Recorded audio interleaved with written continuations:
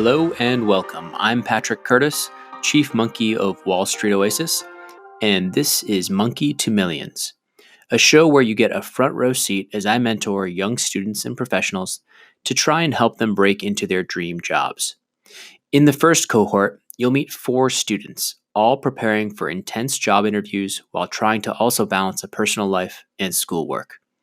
The goal of this show is to shine a light on the struggles of trying to break into competitive positions with a non-traditional background and to give you a roadmap for your own success. My hope is that as you get to know these 4 impressive students, you are inspired to dream big. Remember, these are real people and this is their true story. Let's get to it. In Grace's first session, we cover her current situation, including what to focus on during her first semester freshman year.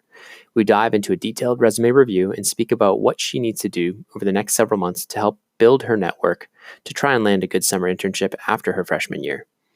As the youngest participant in this program, we can see firsthand how starting early and knowing what to focus on can build a competitive profile, even at a non-target school. Enjoy. You're actually the 4th of 4 applicants, people on the program. So I think for today, we're really just gonna, for the first session, we're gonna just focus really more on your resume, and then just talk a little bit about like your networking strategy, how to approach that. The good news is that you're super early in your college career. By the way, how's it going? Did you just start classes?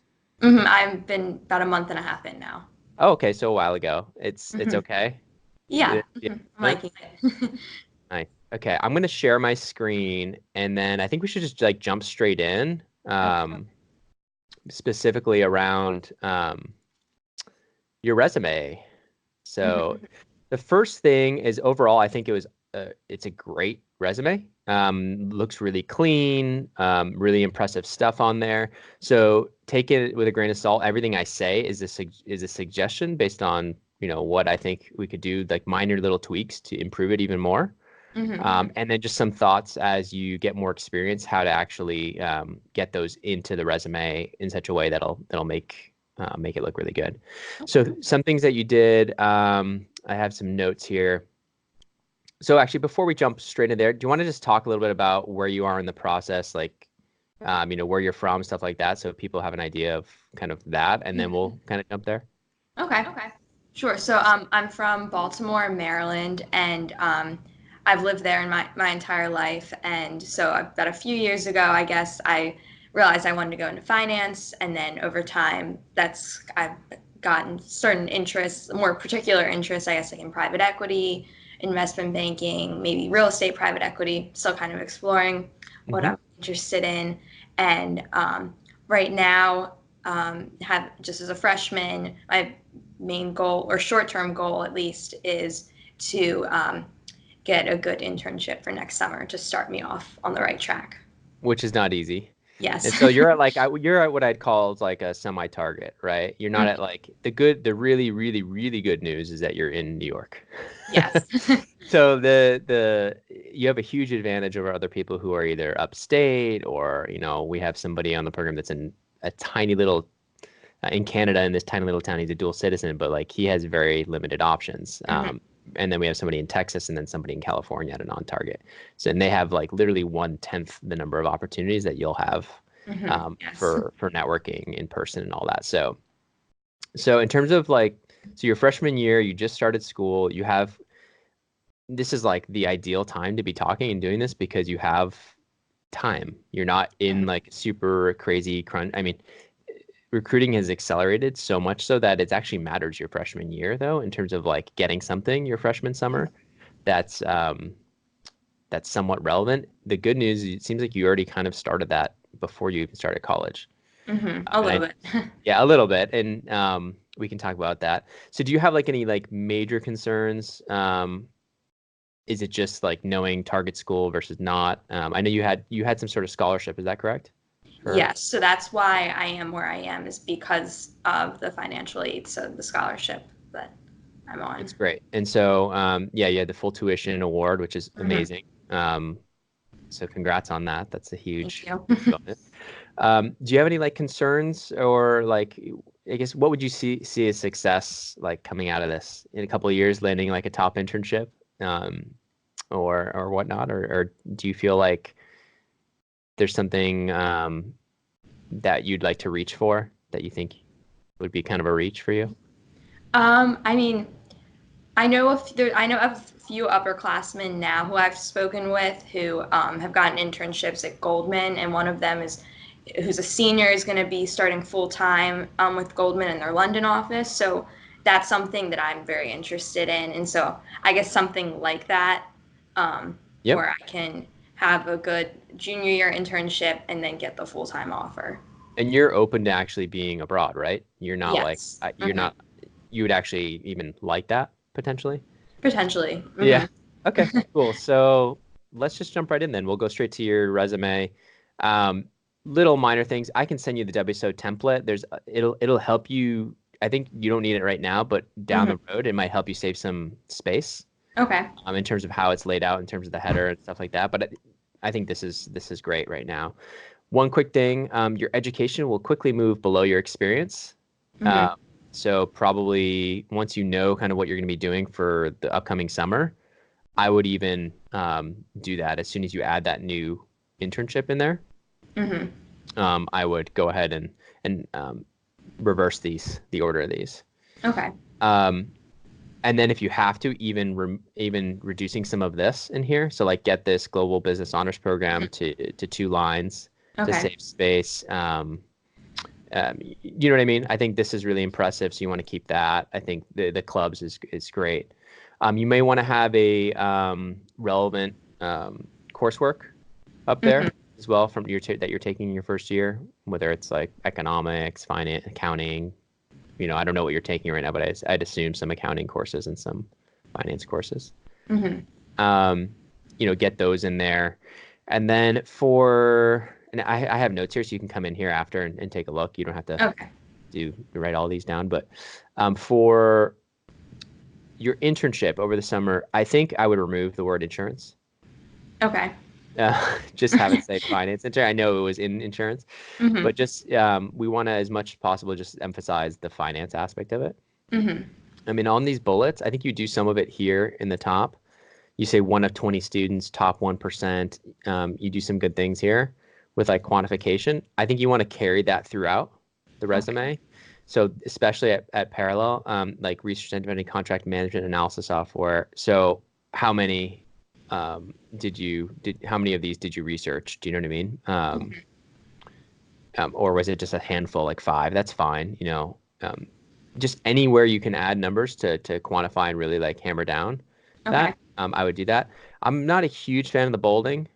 Okay. Um, so I don't know if somebody told you to do that, but I would probably remove it, and instead to make it really jump off is try to add any sort of numbers. And if you don't know exact numbers like the impact your your work had, I would have an estimate there. Okay.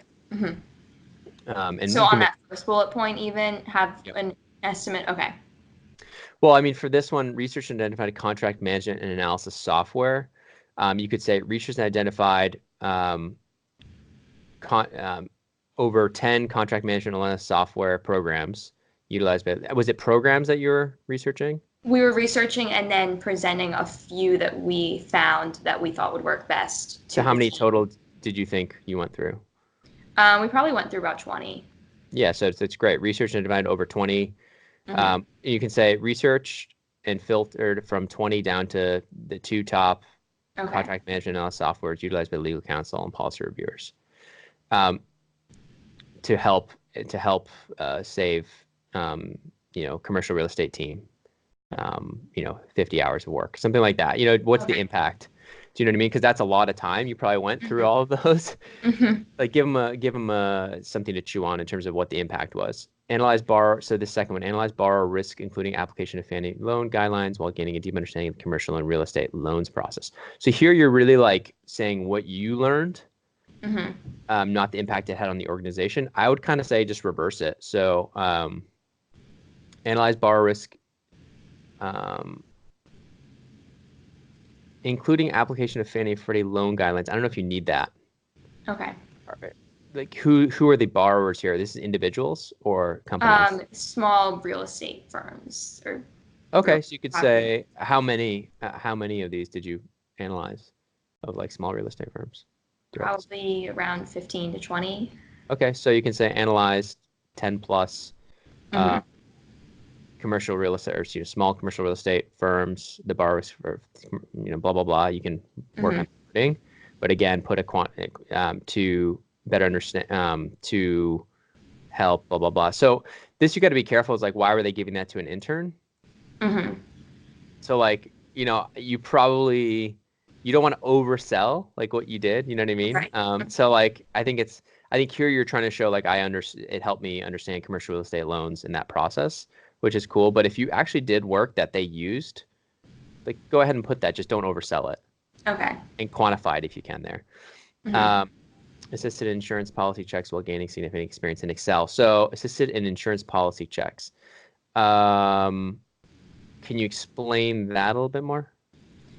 So basically, it was almost a comparison of two documents and kind of going through a checklist of different things that needed to match up and be the same, or things where it deviated from what it was supposed to be, and then Mm-hmm. making note of that.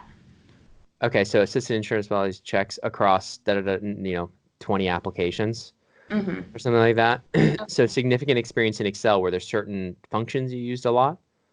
Um, That Now that I think about it, I guess that should be a separate thing, because the Excel was more in looking at loss ratios. So I guess that was kind of separate from the policy checks so were part. the loss, and that's cool. Were the loss ratios, was it mostly using just like division, or were you doing? Mostly, it wasn't anything that It advanced. wasn't like lookups or data tables or pivot Right. tables or anything like that. Okay, just checking. So if it wasn't that, then I wouldn't be like significant experience in Excel. Mhm. Boom. If it was just like a ratio thing, but I would mention that. So you can Okay. say like analyze loss ratios across X, Y number of whatever loan portfolios, whatever it was that you were looking at. Hmm. Um, and then you don't even have to say it in Excel. I mean, you could say that. We'll see how it looks. We'll see how the bullet looks after you update it. Okay. And I'll give you my feedback after that. But I think overall, I think you do a really good job of quantifying. You just didn't do it really as much Hmm. here in this internship, and I want you to carry that into there Okay. because I think it'll help. Um, you have a lot on this John Hopkins Teen Advisory Mhm. Council. Um, tell me a little bit about this, the finding my voice and all that. I'd love to hear more. So I started off on the council just as an advisor, and I was just at that point when I first started, I was just at meetings, kind of verbally giving input on things, on the Mhm. different hospital initiatives. We'd have different parts of the hospital would come to us and ask for our opinions on changes they were making or policies they were introducing. And then some of these other things I list on the bullet points came from that. So I was eventually given some speaking opportunities, and then from that, I was given the opportunity to write a piece for the Hopkins magazine, about my experience. So I originally the sub bullet points, I originally did not have any of that, and Mhm. then someone had advised I add those to give more detail. So that's why there's so much there. Yeah, partnered with Maryland Institute College or anything. So like if you're gonna do this, I think it's actually pretty strong. I would just quantify as much as you can. Again, so like collaborate with patient experience manager, develop and train doctors. How many? I mean, it was just like a general protocol for training all doctors, I guess. And was it used? I'm not sure yet. So you should ask them. Okay. So because if you could say that you talked to the patient experience manager, was anything that you did actually implemented? That I would think actually, I think so, but I'm not positive.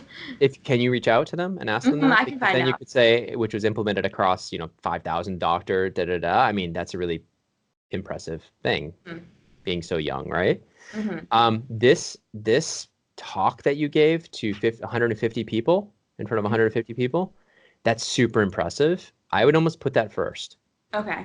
and I would almost bring this 150 plus to the front of the bullet. Okay. So gave, let's see, address da da da. You can say gave talk of some sort. I don't know how to say that. Speech. Um, Addressed over 150 plus 150 hospital leaders on the transition. Okay. Okay, something like that. And I would bring that to the top. Okay. And then rather than bolding this stuff, I think that's cool. But I think the fact that you actually got up in front of this many people at that young of an age, I think is actually more impressive to me than authoring an article. Because like the article was really a personal, my experience, right? Yes. So I think it's more impressive the fact that you got up in front of people, because a lot of people hate that scared people.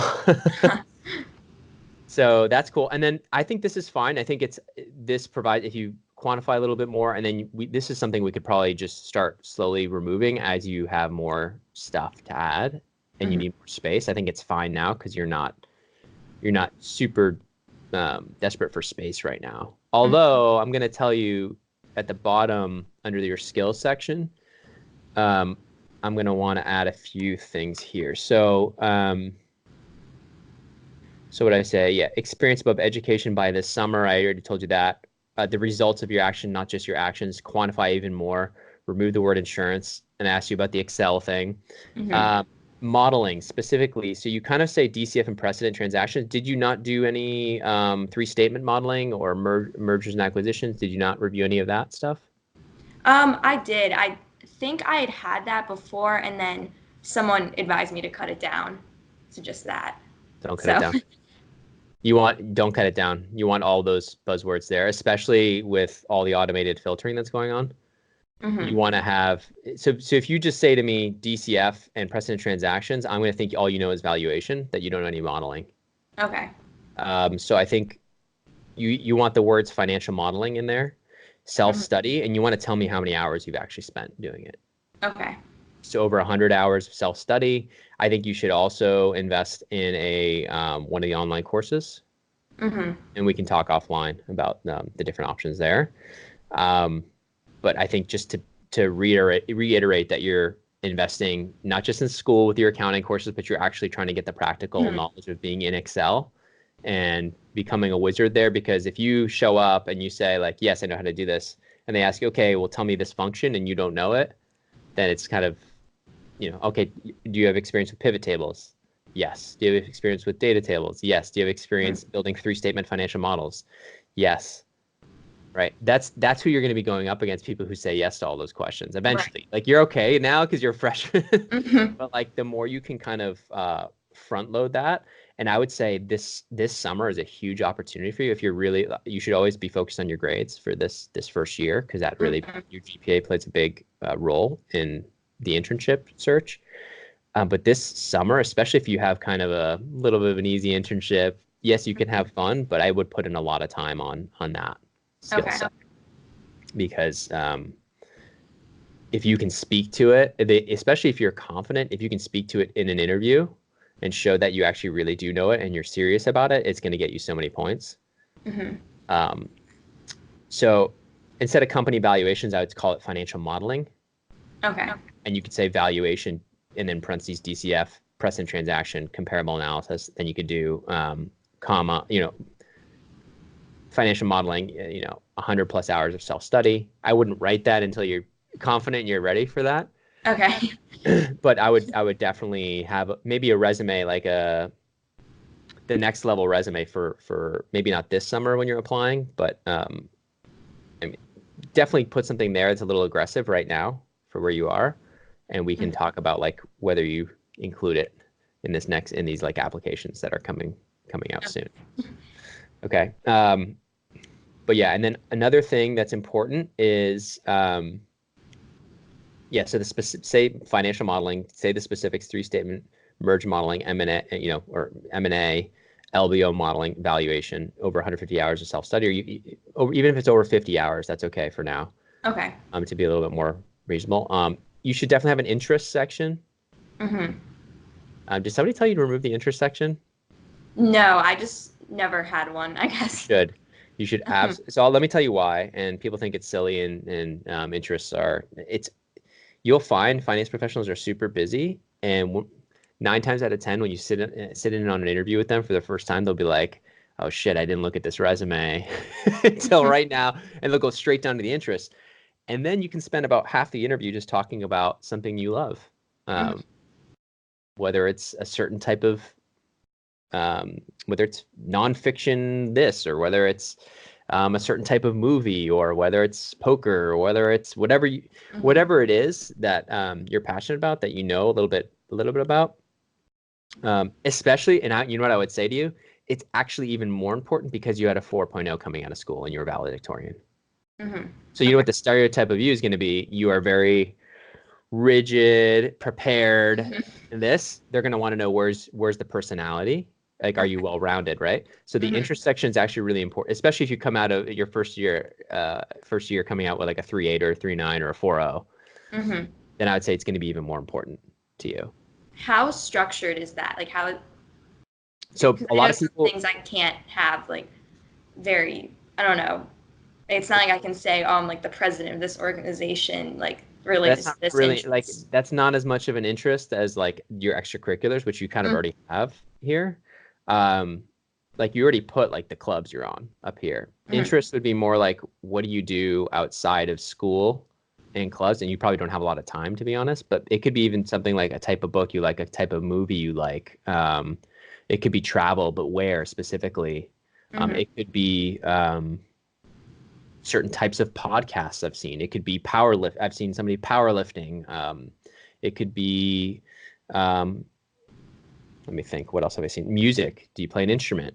It could be practicing other languages. Be careful with that one though. It could be any. It could literally be anything. It could be miniature golf. Mhm. Um, Something that showed that's a little bit different. And I would say the more specific, the better. Like Mhm. something like travel, running, golf is a little like you know.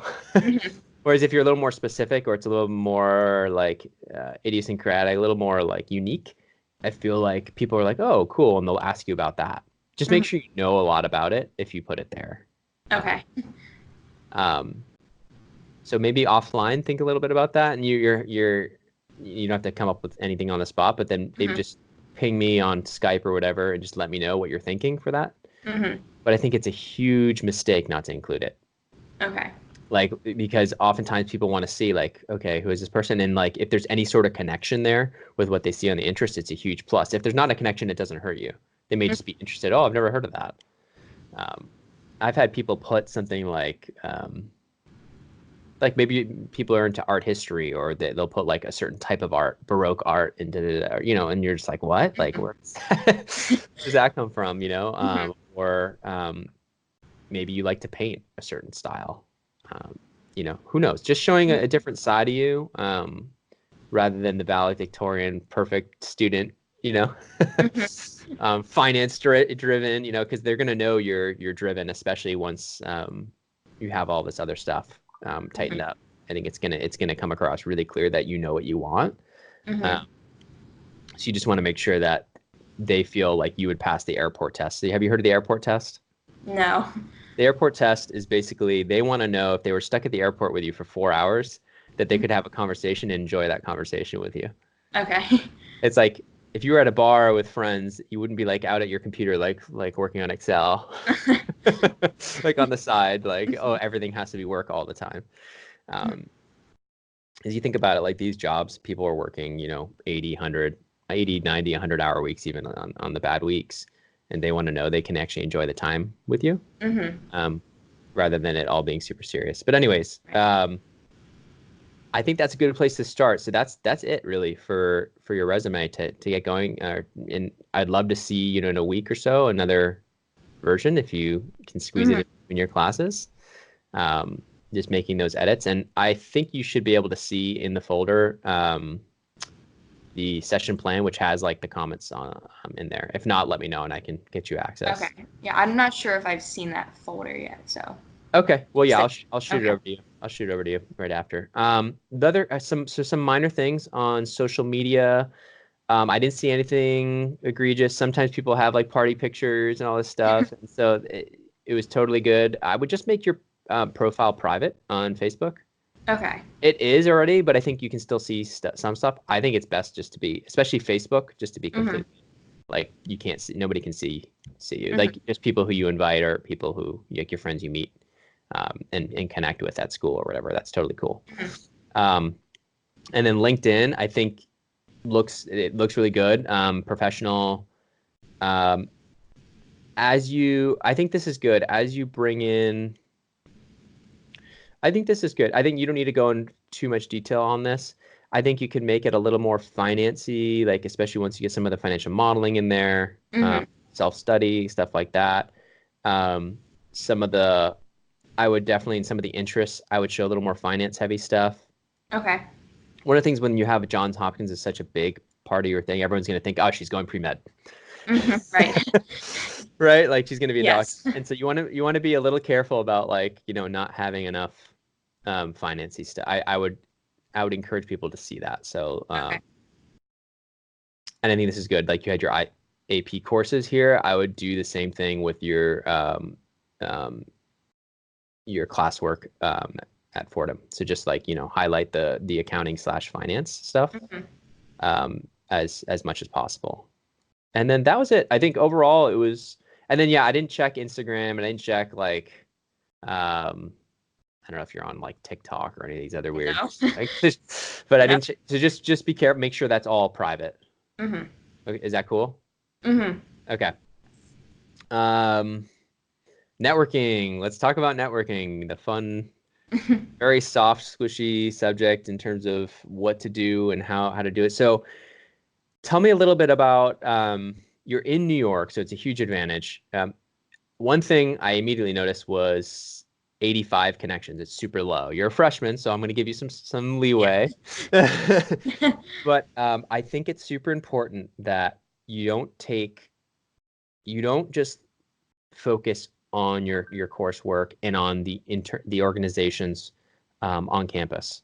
That you don't just think, hey, if I'm involved in campus in these finance organizations, if I'm involved in, and if I get a good GPA, I'm all set. You're not all set. You're not all set. I think what really you need to focus on is meeting with as many people as you can in the city, like actual professionals. So that could be alum. That could be, there's also a lot of female organizations on Wall Street. There's, or not a lot, but there's like a few really well-known ones. So I definitely do some searching on Wall Street Oasis or on Google and try to become a member of those, and or start reaching out to women who you want to kind of follow in their footsteps. Take advantage of those organizations and start building your network now. Because if you make a really positive impression on them now, when it comes, you don't want to be asking them late your sophomore year. Start building those relationships late sophomore year when you're like, oh, I want that internship. Can you hook me up? They're already going to be, when you reach out to them, you're going to be like, hey, I'll just give you an update. I'm starting to apply here. It'd be great if you knew anyone I could speak with.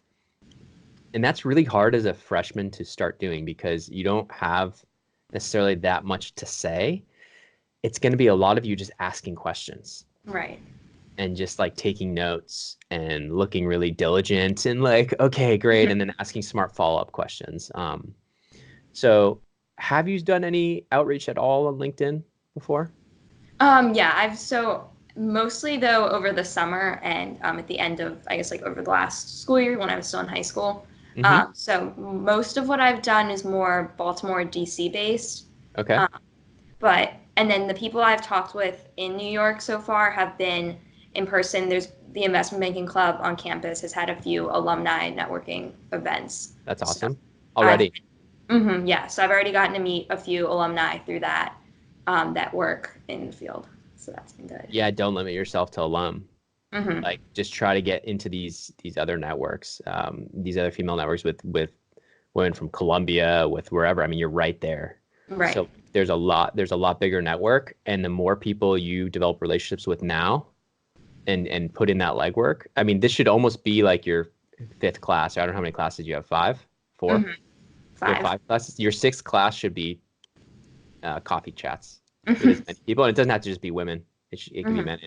It should be as many people as possible that you can squeeze into your schedule. That could be weekends, just for coffee, for lunch, and I don't know if do you have student loans just to pay for living? Nothing. It's all covered. No, everything's covered with my scholarship. Okay. So in terms of budget, do you have a budget in terms of just like your food's covered, everything? I have like a basic food plan, and then Yeah. I'm also buying, off campus going. So Okay, so the reason I asked this is because I want to make sure that you're not limited with your budget in terms of being able to take people out for coffee. oh, okay. Yeah, That can that's fine. that can add up a lot. Hmm. But it's something you should absolutely like every single one of those connections you make, if you're making a good impression, you'd be shocked how many doors that open. So have you had any one-on-one meetings with any of those alum yet? No, not yet. Okay, but you've connected with them on LinkedIn and Yes. so I think step one should be like seeing if you can meet up with them one-on-one to get a little bit more detailed information. I know it's super intimidating, and it's super intimidating because like well, at least for me as a freshman, I didn't even know what investment banking was. Okay, so I can't even imagine. You're like, are you comfortable doing that? I mean, you spoke in front of a lot of people. Would you be comfortable doing that work? I think so. Okay, because if you are, it's just a huge advantage to you, and it's more important. It's even more like if you can get a 3.5 or above, it's more important than your GPA. Okay. It's more important than anything is the relationships you develop. That's what's going to determine whether you get the job or not. You're going to do all the work in order to do well in the interviews, and in order to know all the technicals, in order to know all the behavioral. Did you get the access to the course, by the way? Yes, I did. Okay. And honestly, I wouldn't even focus that much on prepping for interviews yet.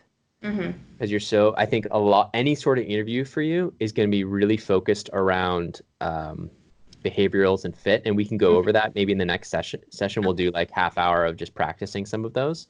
Okay. And you have a lot of great experience before college even to pull from for stories like speaking in front of people, writing that article, the past internship. You have a ton of like so much more than most freshmen. So I wouldn't worry. Like it's going to be very easy for us to come up with like really solid behavioral and fit answers. Okay. And my guess is that's going to be 95% of the questions. Now, if you do have that financial modeling line on there, we have to be a little bit careful that you're a little bit polished on valuation methodology, stuff like that. So we'll talk about that strategy probably the next session. But for between now and then, I mean, have you heard anything about internships for your summer after freshman year? Have you talked to anybody about that? Any kind of rumblings? There's one boutique investment bank in Baltimore, and I've spoken with someone there, and they said if I could reach out to them in January or February about an internship. So I know that's a while away. Yeah. And then I actually applied for a Goldman program in DC, and so even though I'm a freshman, someone had encouraged me to apply anyway. So Yeah. I did, because that was, I think, September 1st. So I haven't heard back anything. And then other than that, nothing specific. There's not a lot out there in terms of for freshman summer. There's becoming more and more for sophomore summer is almost becoming like what used to be junior year summer. So you'd have a huge leg up if you could find something this summer that's even if it's, do you have to be in the DC area or Baltimore area? Do you have to go back just for living? This summer I probably have to, but any summer after this, I'll probably be in the city. Is that because just because family or big budget? Yeah, for family budgeting, and my family probably wants me to come back this summer. Yeah, they probably miss you. So, okay, cool. So would they be supportive if you did find something in New York, like a boutique bank? I think it probably depends on what it is. Okay.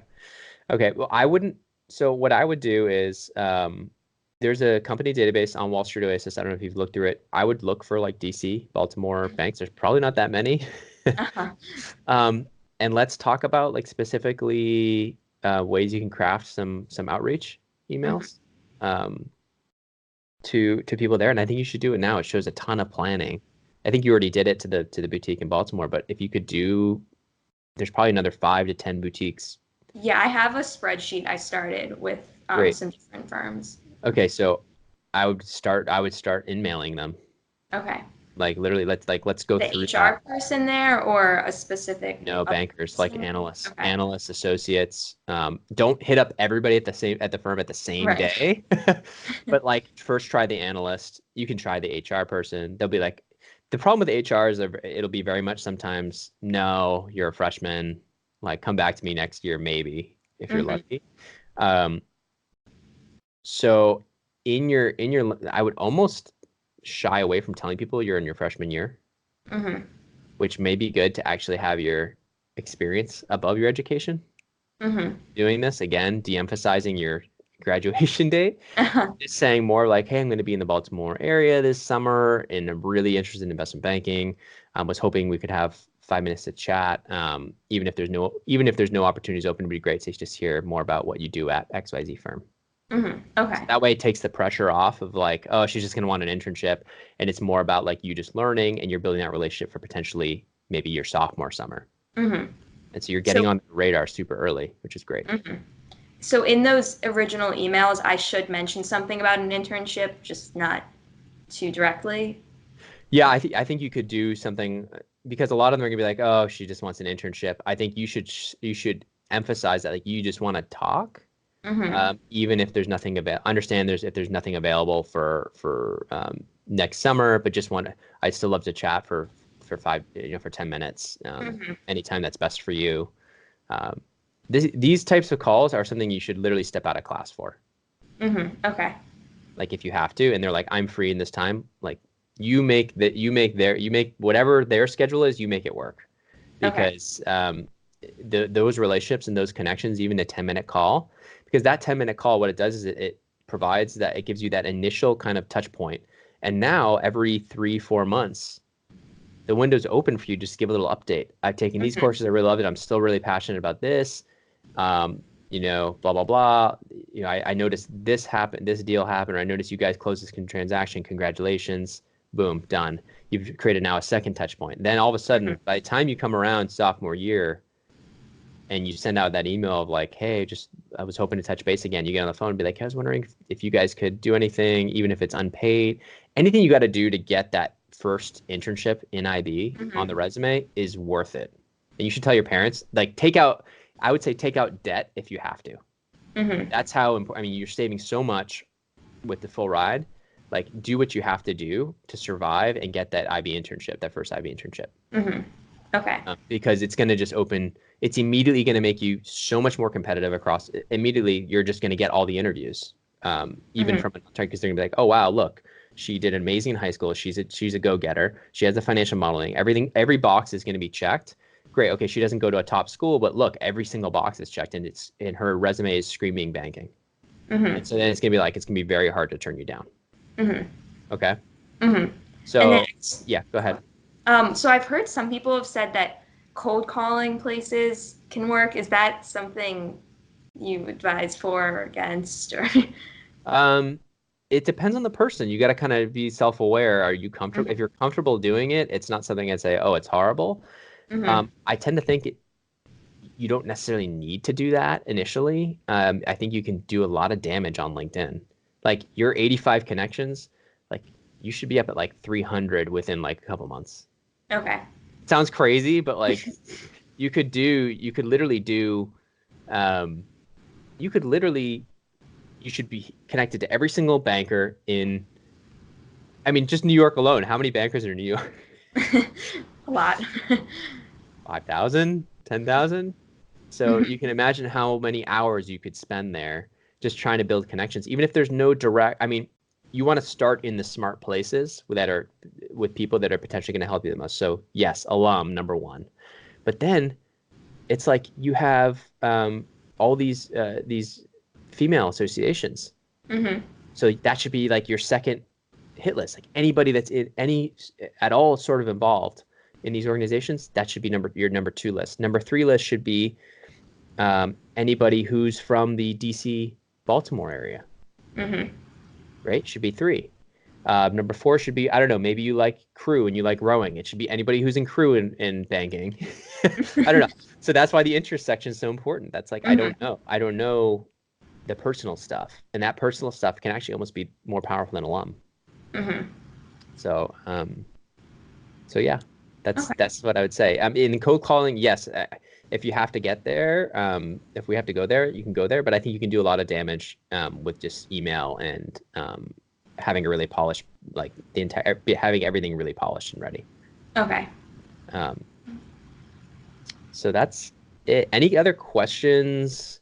So like, I guess before we call it, for next time, I'd love for you to really accelerate your LinkedIn networking. For people in New York, I'd love for you to actually see if you could invite people out, either a coffee chat. I'd say I'd love to take it for coffee, or if it's too hard to get out of the office, just even a 10-minute phone call would be great. If you want to send me those templates, I'm happy Yeah, to. I have it's one template I've been using the past year that's been working really well. Okay. Do you mind sharing that? Do you mind sharing what that is? Yeah.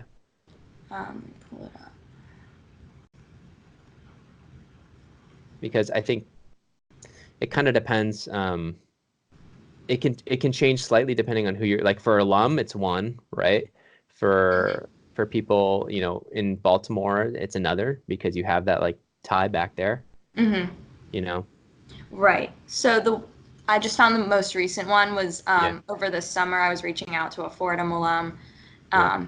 and then do you want me to send it to you or just read it out? Yeah, just read it out. I'm just curious what it says. So I said, my name's Grace Oki, and I'm an incoming freshman at Fordham University's Gabelli School at Lincoln Center.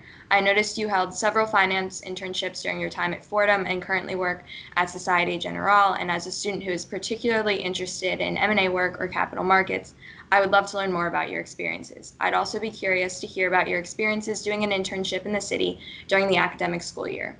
I'm eager to learn more about this niche of the finance field, and I'm appreciative of any time you're willing to give to help guide me. And then I asked, do you have any time to schedule a call? And then I gave my availability for the next 2 weeks. And what'd you say for availability? I hope it was pretty open. I'd said I'm available this Thursday, so it was the day after I sent the email, after 7 p.m. or most mornings next week. Perfect. Okay. I think that's great. I think the only thing I'd say is you could probably tighten it up a little bit. We could even shorten it. Like writing out the full business school. Right. I think you just be like, at the business school at Fordham, like the full Gabelli to School of Business. You know what I mean? You don't need to write all that. It sounds really formal, which is actually kind of endearing, because it's like, oh, she's being super formal, which is good. You don't want to come across as like, hey, but you don't want to come across as informal. But I think you could shorten it, make it even easier to read for them and easier for them to respond. Okay. So send that over to me. You can just even send it through Skype chat, and I'll take an attempt of shortening a little bit. If it's working, if you're getting a really high hit rate, you don't really need to change it. But for other ones where the connection is less strong, meaning it's not alum, it can actually make a big difference in terms of literally like 2 lines, 3 lines. It sounds like that was pretty short, so you didn't go crazy giving your life story or anything like that. No, I mean, even the ones reaching out to Baltimore people, so like non-Fordham people, were really similar, just a different first sentence or second sentence. And what's the hit rate been like in terms of response and you getting on the phone with people? It's been pretty high. So I've like 30%, 50%? Probably a little over 50%. Wow, it's really good. I think I have 3 connections I made at the Goldman's DC office using basically similar format, and then a few other smaller places around Baltimore. So yeah, that's great. I think that's great. So yeah, maybe don't change what's working. Just scale it. Like significantly scale it. Like see if you can scale that to New York. Right. Because I just haven't sent that many emails. Yeah, I mean, I would literally. Like, okay, don't go crazy where you can't even, like, you don't have enough time to do all these. You have to be smart. But like, if you sent it to 20 people a week, and you got 10 calls a week, imagine how quickly your network would build. Right. And it would be incredible, because you'd literally, by the time 3 or 4 months passed, you'd be coming into the end of freshman year with several hundred calls that you had done. Sounds crazy, or maybe not 100, but like 50 to 70 like strong calls and strong connections you had made, with hopefully notes you had taken in some sort of spreadsheet to keep your and then that's almost enough, like the strongest ones. And then I would never say stop, but that you could almost slow down a little bit and continue to do it, because then you're going to start actually making connections of like, okay, I spoke with this person at this firm. And then you can start being like, well, yeah, I spoke with XYZ And then it becomes even stronger. They're like, wow, you've already spoken with this person and you're a freshman? That's amazing. You know, yeah, definitely let me know when you're applying and I'll make sure you get an interview. And that's kind of what ends up happening. And then the people who kind of put their head down thinking, I'm just going to apply, I'm going to get a 4.0 GPA and everything's going to be fine. They get shocked when they don't get picked for an interview. It's because the people who are doing that the type of work that you've already started to a bigger scale, that's the people that get picked for an interview. So really, more than the whole resume review did, more than anything, it's going to be about those personal connections you build over these first few years. So, okay, yeah, shoot that over to me. I think it sounds fine. I mean, if it's working, we could just start literally scaling that up. Can you carve out? Are you working part-time at all? No, I'm not. Oh, thank goodness. Okay, so you have the 5 courses. Yes. How many hours a week is that? It varies. It's been picking up a lot the past couple weeks, and I have midterms next week. Right. But probably 20 to 30, maybe a little more. In class or with homework and everything? With homework and everything. Yeah, okay, so 20, let's say 30 conservatively, and midterms is going to go up. Yeah, if you could put in 10 hours, 10 to 15 hours a week, and that shouldn't be too crazy. No. Into the yeah, get your resume going, but then really focusing on the networking and building those relationships. I think you're going to be in a good place to land something this summer. Our focus 100% is going to quickly turn from this little resume review and this stuff is going to really quickly focus on networking. How is that going? How many people did you reach out to? And let's talk about behavioral interviews and stuff like that. And then while I would invest in financial modeling training stuff, courses, I wouldn't go crazy there. I would give maybe 5 hours a week to that, 3 hours a week to that. Because I think there's going to be more value in terms of building out the network. And then this summer, when you are doing the internship, I would really like have the internship as your one job and then financial modeling as your second job. Okay.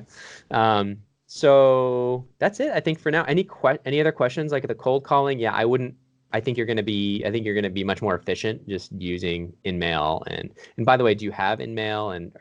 You can always do connection requests with a personalized message in there. That's what I've done before. I don't have the LinkedIn Premium as of now. Yeah. You don't need to get it as of now. And by the way, I think you only get like 10 InMails anyways, and then it's super expensive for each additional InMail. If you have any sort of restrictions on search, I think it would be worth it. Like if you're not able to do interests or something like that, or search by thing, I think once you get through the alum, I mean, there's so many things you can tap into being in New York. Like I don't think you're going to run out. I don't think you're going to run out. So yeah, how many people should we aim for? What do you think's reasonable in terms of like connection requests? Are you talking about like per week or per week? I'm not sure. Because like you could do a filtered search and you'll probably have like a couple hundred right there, and you could literally do a couple hundred in, I don't know, 3 hours. If you have like a specific. Will those be asking for a phone call? Or that's the problem, right? You don't want to go crazy and do it all at once, because then all of a sudden you could have too many calls and your schedule could fill up. So I would first, in the first week, maybe do like 20 or 30 and see how many convert into calls. If only a couple convert into calls, then start scaling it up. And is it smarter to just directly email them if I know the email format? Yes. Yes. And let me tell you something else I told one of the other mentees. What are you using? Do you have a application or extension on your email? Are you using a Gmail account? I have an extension where I can see the view and it's been viewed. Do you have something that can pop it back to the top of your inbox if they haven't responded? I think my Gmail's been automatically doing that. Yeah, I would. It's that extension I have. I'm not sure. There's something called Write Inbox, RIGHT, Write Inbox, and I'll write that here. Use Write Inbox. What Write Inbox does. So Gmail will pop something up like, should you respond to this person? There's been no response sometimes, but I wouldn't leave it up to Gmail to determine what's important and what's not. Okay. I would use something called Write Inbox. So along with your spreadsheet, anybody who connects with you and writes you back should be entered into your spreadsheet. So like, Yes. okay, boom, works at this bank. Here's their email, whatever. I mean, once they connect to you, you can look at their profile and get their email out of LinkedIn. I don't know if you knew that. I don't think I did. Yeah. So there's a profile button. Let me see if I can show you here. View more, save to PDF, profile, save. Let me see if I can see yours. Yep, right here. See? Oh, okay. Yeah, so like that's a little trick to get emails. It takes a little bit, but you can grab that out, and then it's so much better over email if you have that. The problem is sometimes those will be personal emails, and they'll be like, "Oh, don't email me here. Can you email me at the professional?" Yeah, no problem. And then you start emailing them at their work. The beauty of getting it into email is twofold. Number one, they're more likely to read it. Number two, using Write Inbox or Boomerang or one of the other extensions, you put a reminder on it 2 weeks later or a week later to follow up. So it's not a one and done. Oh, sorry, I don't want to bother you. You know, people are busy. Like as long as you're following up politely. Hey, just bumping this top of your inbox. I know you're probably super busy. I'd love the chance to chat anytime. Anytime that's best for you. You know, here's my schedule over the next da-da-da. And so following up with that 1 week later, and then again 3 weeks later. Okay. So you'd be surprised how much higher your hit rate. I mean, you're already getting over 50%, it sounds like, but I bet you can get that up to 80, 90%. If you're already getting 50%, maybe not 90, but maybe more like 70% for cold emails. For people who connect to you on LinkedIn, you get the email, get it out of LinkedIn and into email as much as you can. Okay. Not everyone's email will be there, but a lot will. And then from there, if you're using an extension, I think it'll be really helpful to you so you don't miss. So every day you'll probably have, as you start building this, every day, every morning, you'll have like reminders of like 10 people last week that never responded to you pop up into at the top of your inbox, and you'll be like, oh man, now I got to do the follow-ups. But then there's templates that you can save in using Write Inbox. You can be like, click, follow up one, and you just make sure the name's correct on each one. And then you hit send. It takes you like 20, 30 minutes. And then you'll be surprised how many more responses you get. Okay. I use something called Calendly. I think that's a little bit too forward to be like, book time on my calendar when you're like a freshman. So I'm going to say don't use it. Really just like, but you should obviously have a calendar for yourself to make sure you're not late for any of these. And yes, I assume you use Google Calendar or something like that to stay organized. Okay. But yeah, I think go for at least 20, maybe 30 this first week and see how many calls you can get set up over the next few weeks. And then if you're only getting a couple calls, like 2-3 calls set up, go ahead and do another 20 or 30 the following week. And maybe another 40 until you feel like, hey, I'm doing like 2 or 3 calls a day. This is getting to be a lot. Then you can slow down a little bit, and then just until you find a good cadence where it's like maybe it's 10 people a day, or maybe not. Maybe it's 5 people a day, or you just do 20 at the end of the week to kind of recycle that and get that next batch going. But it should become a habit. It should be your 6th class, and that grade's more important than all of them. Okay. Because it's your future. You're not going to take your grades. You're not going to take your, you take your grades with you, but you're not gonna get paid through your grades. And so it really developing the relationships is I cannot emphasize it enough that this skill set of being able to network and being confident, asking the right questions, you're going to get better and better and better to telling your story. Your questions are going to get much more nuanced. Specifically, when you see somebody in LevFin or you see somebody in M&A, you're going to know the type of questions to ask after you've done 20 or 30 of these, or maybe more like 50 or 100. So imagine somebody who's going into sophomore summer internship interviews who's done 5 of these calls or 20 of these calls versus somebody who's done 100.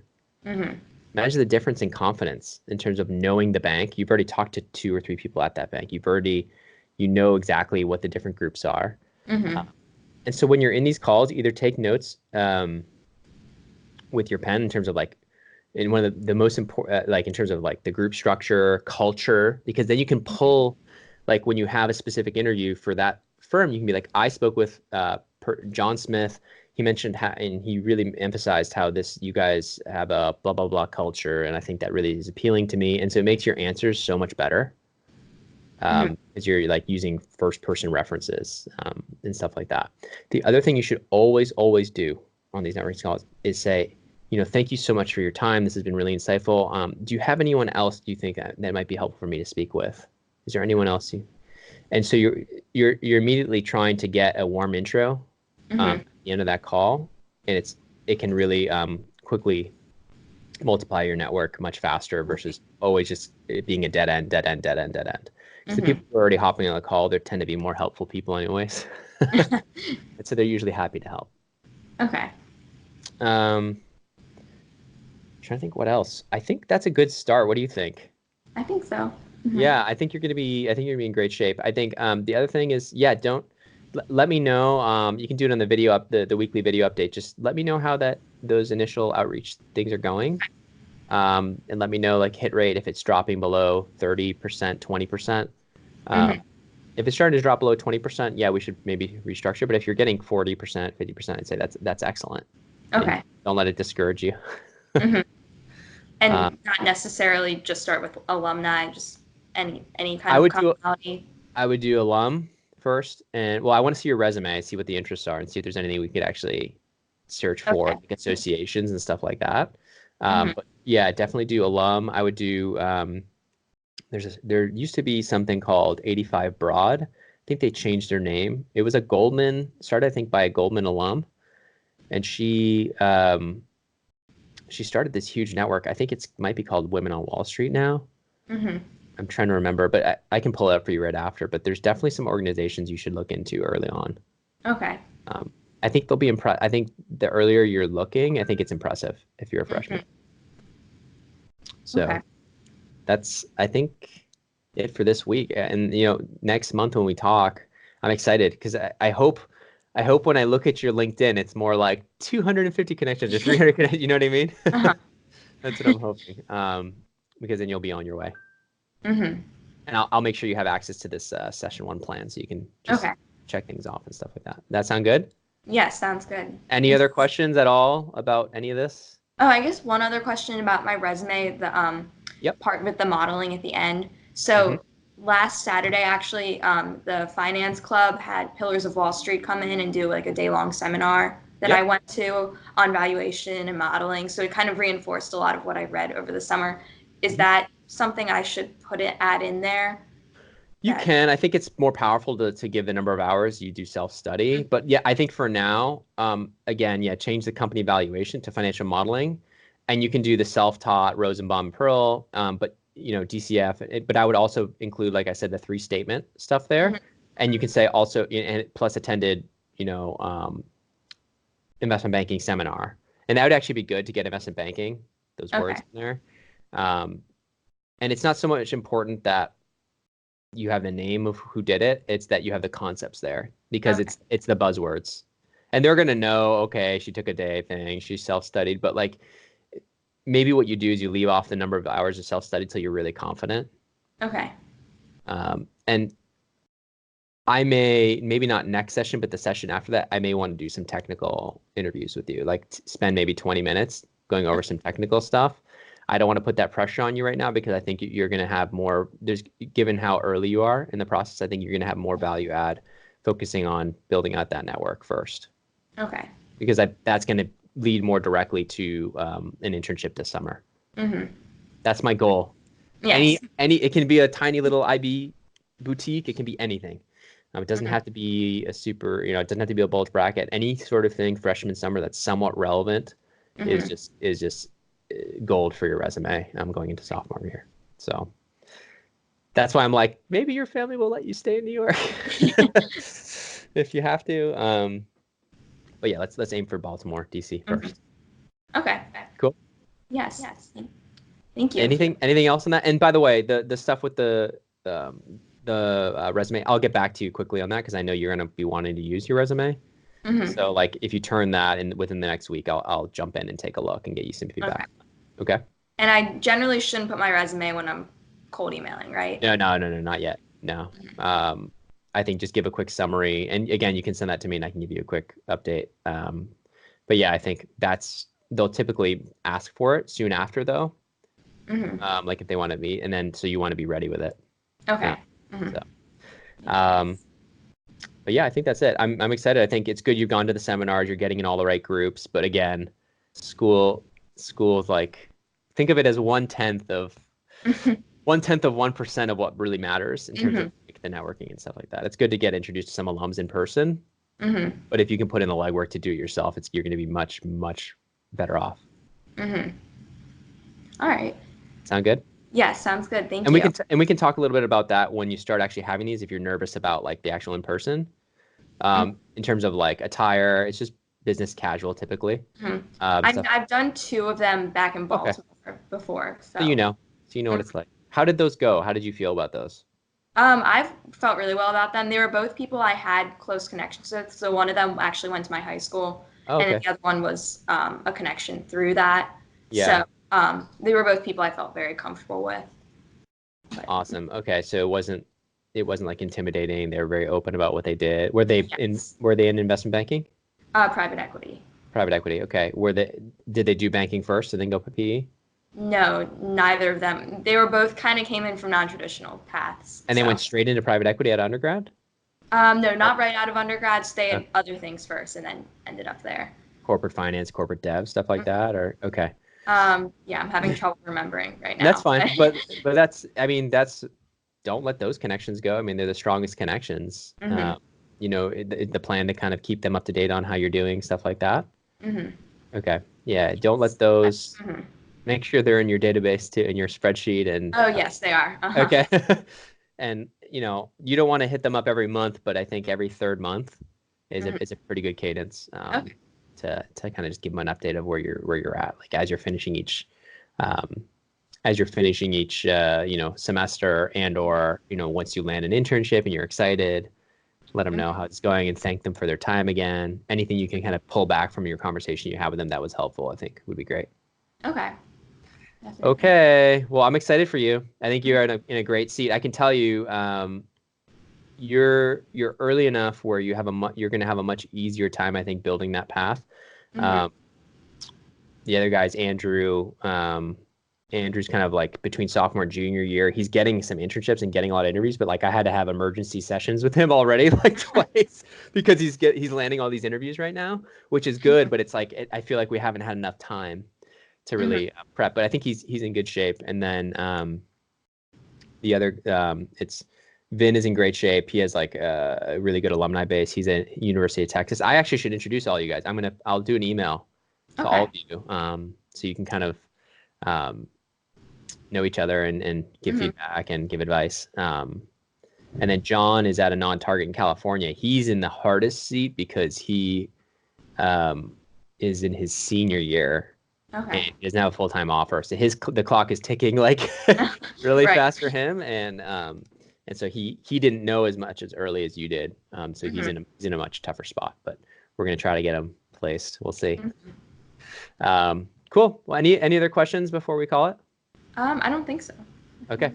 Awesome. Well, then I look forward to seeing your video updates, your new resume, any sort of templates you have, and I'll try to get back to you within a few days, so you can keep going. All right, great. Thank you. Thanks. Talk soon, okay? Yep.